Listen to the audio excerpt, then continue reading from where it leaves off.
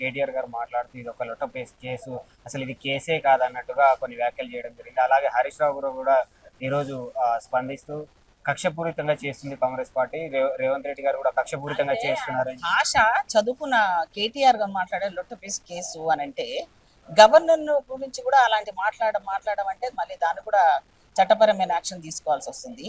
కోర్టులో విషయాన్ని ఏది కూడా ఆ రకమైన మాటలతో మాట్లాడడానికి అప్రసామ్యంగా ఉండే అన్పార్లమెంటరీ వర్డ్స్ను మాట్లాడకూడదు. మరి చదువుకున్నా అంటున్నాడు, మరి చదువుకున్న లొట్టపీసు కేసు అని ఆయన మాట్లాడడం అనేది ఏదో గొప్పగా మాట్లాడి అనుకుంటున్నాడు, కానీ దీనికి కూడా ప్రతిఫలం అనుభవించాల్సిందే.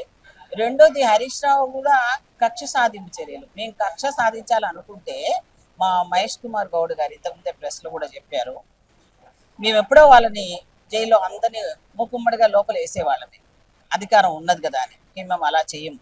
ప్రజాస్వామ్య పద్ధతిలోనే ప్రజలకు న్యాయబద్ధంగా ఏ రకంగా గవర్నమెంట్ చేసిందో, కాంగ్రెస్ పార్టీ ఎంత ఓపికగా ఉందో అది కోర్టు ద్వారానే అది నిర్ణయించే ఆ రకంగానే చేస్తాం తప్ప ఇంట్లో మా కక్ష సాధింపు చర్య అయితే లేదు.